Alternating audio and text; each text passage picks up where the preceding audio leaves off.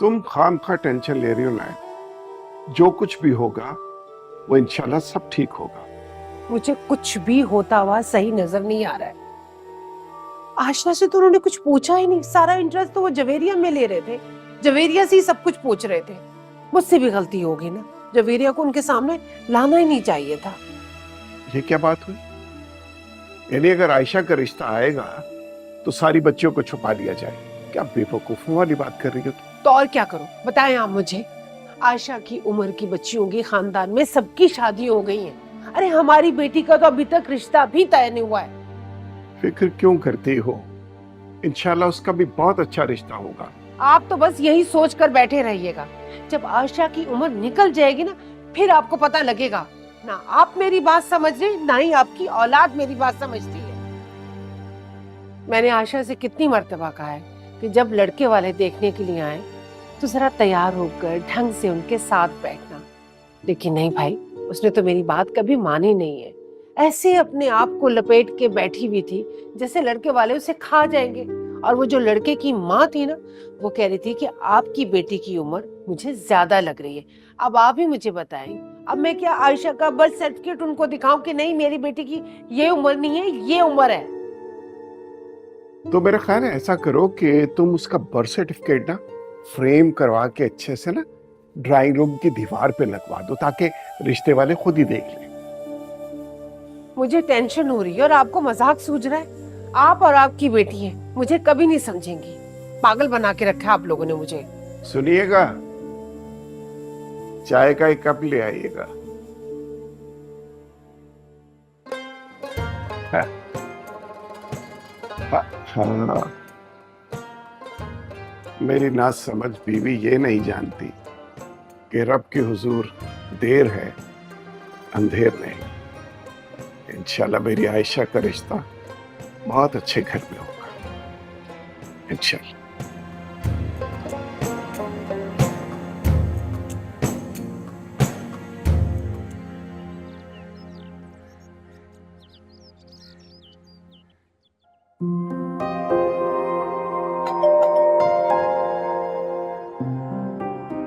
इस टाइम पे कौन आ गया?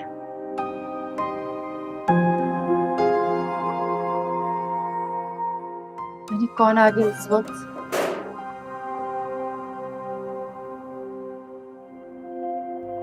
कौन है? अस्सलाम वालेकुम सर। आइए। वालेकुम अस्सलाम, कैसी हैं आप? ठीक हो सर, आइए। सर आइए ना अंदर। प्लीज।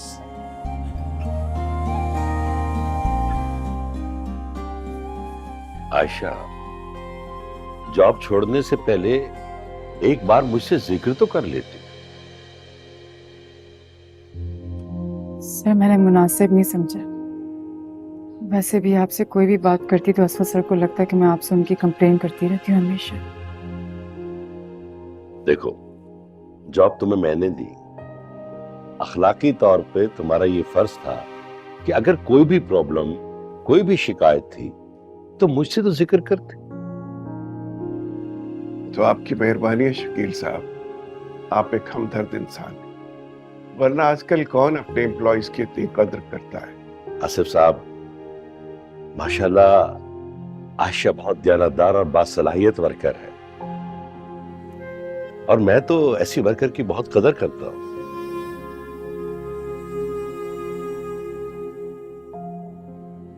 कल से आ रही हो ना जॉब पे? सर मैं एक मिनट बेटा। जी शकील साहब, कल से मेरी बेटी ऑफिस आएगी। बहुत बहुत शुक्रिया। आयशा, कल से आप मार्केटिंग डिपार्टमेंट में एक नई पोजीशन पे काम करेंगे।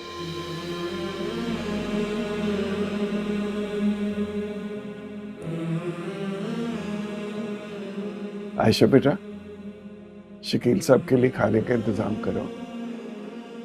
जी नहीं नहीं नहीं नहीं, तकल्लुफ की कोई जरूरत नहीं है, मुझे एक जरूरी मीटिंग अटेंड करनी है। नहीं, ऐसा कैसे हो सकता है कि आप पहली बार तशरीफ लाए और खाए पिए बगैर जाए?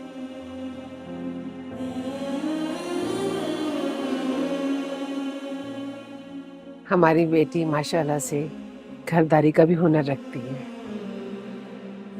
इंशाल्लाह मैं जरूर हाजिरी दूंगा। आयशा के हाथ का बना खाना जरूर खाएं। तो इजाजत लूंगा मैं। और अब ऑफिस आ रही हैं और आप मार्केटिंग के एक नई पोजीशन, एक नए ओहदे पे बैठ के काम करेंगी, सब पे हुक्म चलाएंगी। ठीक है? शाबाश। Thank you. आइए प्लीज। अच्छा।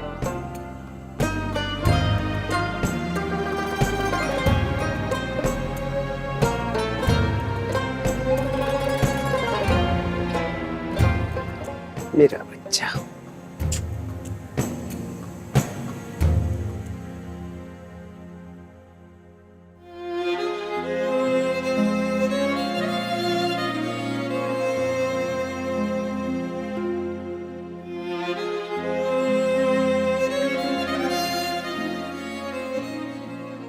वैसे आप भी, मैं सोची थी कि आपको तो खुश होना चाहिए ना, आपके बॉस खुद चल के हमारे घर आए। अगर शकील साहब यहाँ नहीं आते तो आप तो ऑफिस नहीं ज्वाइन करती ना। कभी भी नहीं। मैं तो फैसला भी कर लिया था कि मैं कोई दूसरी जॉब ढूंढ लूंगी। शकील सर खुद चलकर आ गए तो मुझे अपना इरादा बदलना पड़ा। शकील सर बहुत रहमदिल और नरम मिजाज, लेकिन असवद साहब उनके बिल्कुल ऑपोजिट। वैसे आपको पता है, आपकी बहुत सी अच्छी आदतों में से ये एक बड़ी अच्छी आदत है कि अगर कोई आप पर एहसान करता है ना, आप कभी नहीं भूलती। इनफैक्ट उसका बदले में एहसान ही करती हैं उसके साथ। पुरानी आयत है ना कि एहसान का बदला एहसान के सिवा क्या है। अरे कल मुझे राफिया की बर्थडे में जाना है। आप ही लाइट का कुछ पता नहीं है, चली गई तो फिर मैं क्या करूंगी। मैं जा रही हूँ कपड़े इस्त्री करने, आप मुझे अपना भी कोई सूट निकाल देना कल के लिए। लेकिन स्कार्फ भी देखना पड़ेगा ना उसके साथ मुझे। आपके ऊपर तो सारे स्कार्फ अच्छे लगते हैं। आप ही क्यों टेंशन ले रही है? आप भी सोचना शुरू कर देना इस बारे में।